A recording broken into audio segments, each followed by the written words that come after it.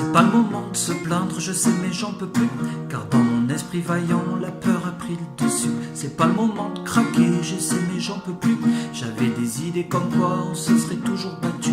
En blouse blanche déprime, j'ai pris des coups de massue, en me préparant au pire, au pic épidémique.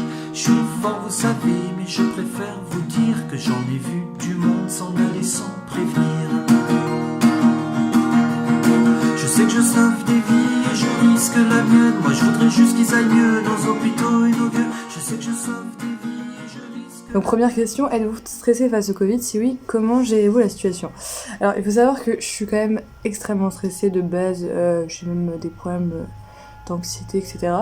Mais bizarrement qui se sont atténués lors de ce confinement, donc c'est plutôt cool, plutôt un point positif. C'est super bizarre de se regarder en train de parler. Mais bon, bref.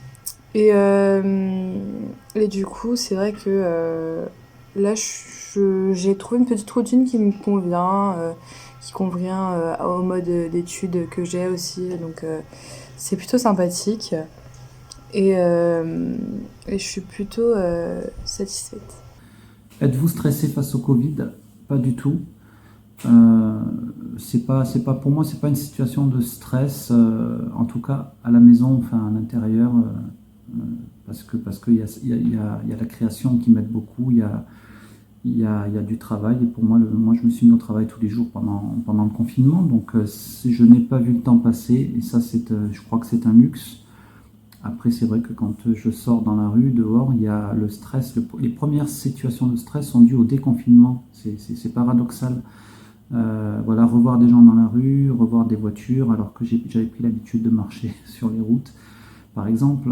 Alors oui et non, en fait, je suis stressé parce que le comportement des gens, le changement, l'avenir, en fait, le futur, comment on va anticiper tout ça, comment on va pouvoir tous arriver à se réunir sans être parano.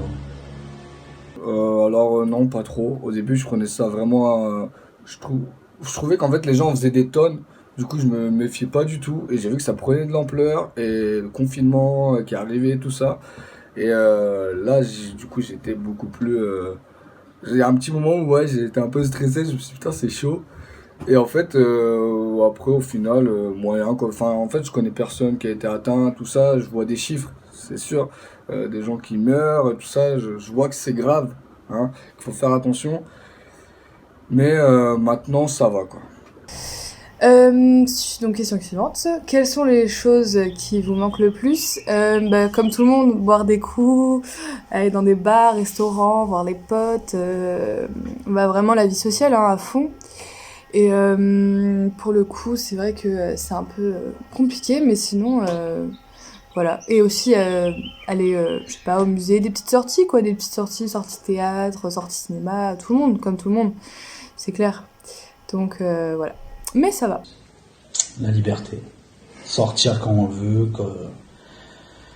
pouvoir voir les amis, la famille, profiter à plein temps, ne pas avoir de contraintes horaires en fait.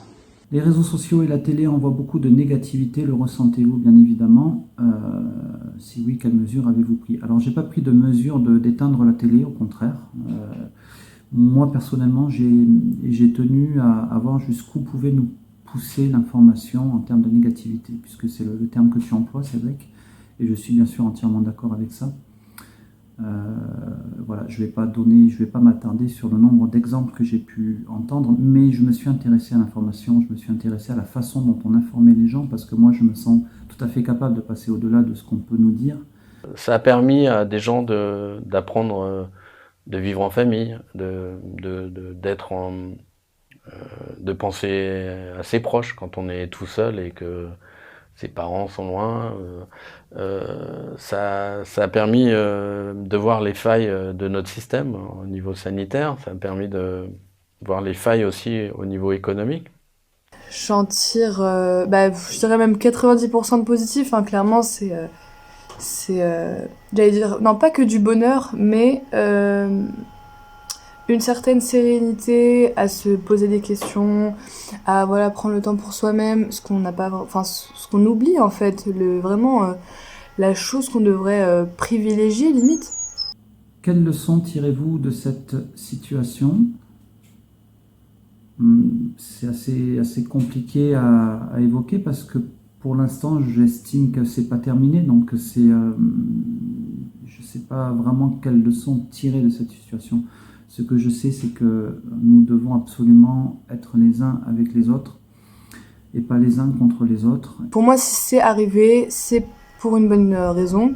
Et je pense que ça fait du bien au moral aussi de se poser, voilà, de faire ces petites activités tranquilles, voilà, de découvrir de nouvelles choses aussi pour certains. Ou voilà, si on n'avait pas le temps de faire des choses, on les fait maintenant.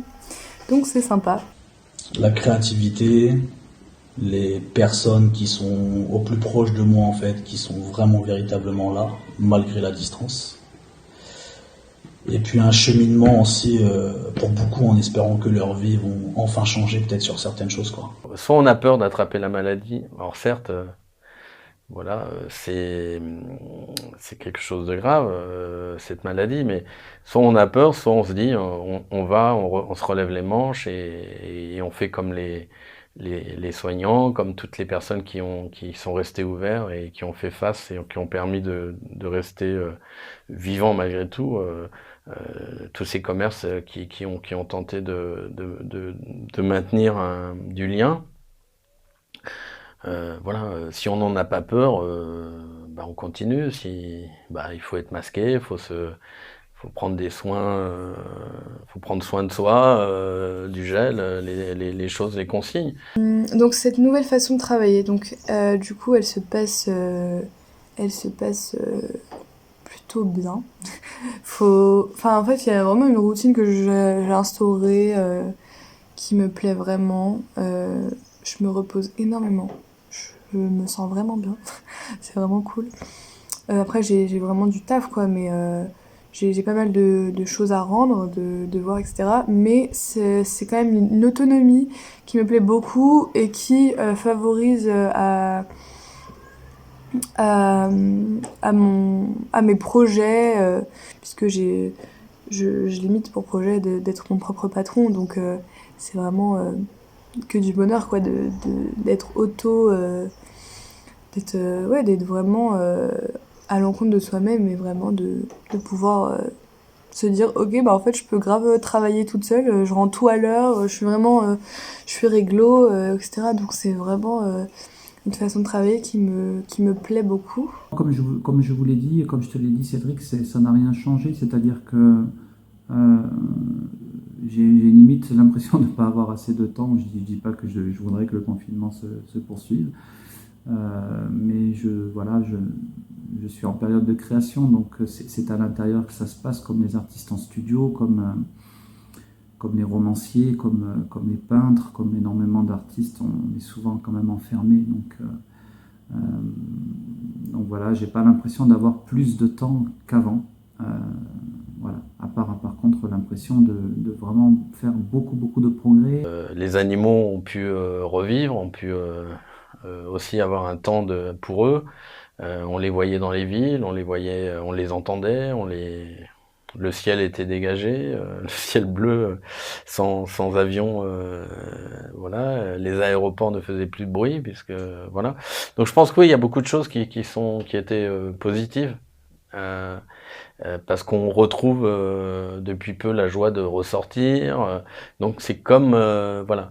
Je pense que la nature nous a donné une leçon d'humilité, une leçon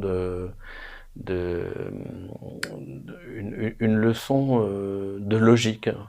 Ce confinement a-t-il permis une remise en question sur votre façon de vivre ? Je suis déjà immergé dans le social, dans la relation humaine, et la façon de vivre va obligatoirement changer à un moment ou à un autre.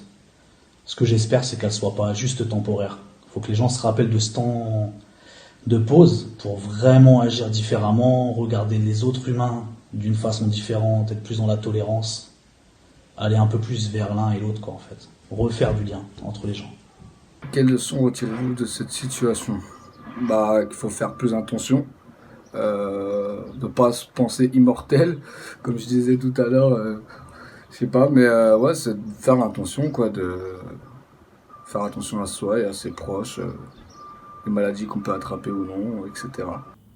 Participez-vous à des actions solidaires et je vais faire un concert en EHPAD la semaine prochaine, si tout va bien, à Quincé, tout près de Poitiers également. Voilà, sauf que ça a mis un peu de temps avant de se faire, évidemment, parce qu'il y a les contraintes sanitaires et puis le pouvoir qui intervient aussi sur les conditions d'admissibilité à ces institutions, à ces EHPAD.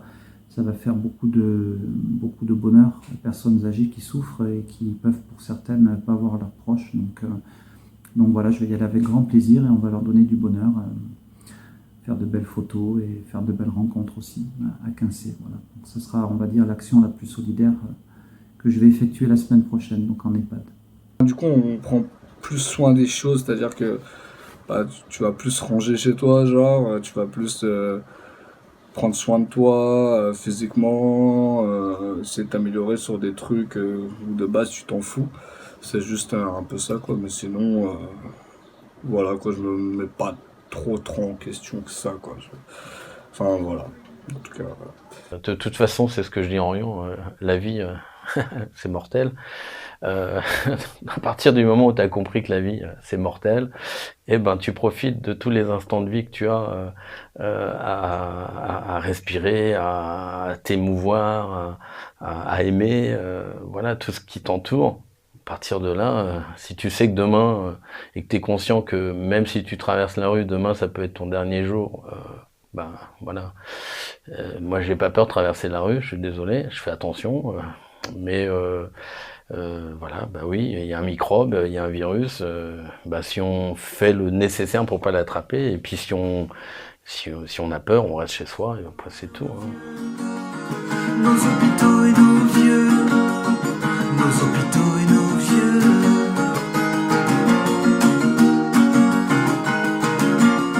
C'est pas le moment de se plaindre, je sais, mais j'en peux plus, car dans mon esprit vaillant, la peur a pris le dessus. C'est pas le moment de craquer, je sais, mais j'en peux plus, car on a beau rien lâcher, les morts nous tombent dessus. On vit avec l'impression.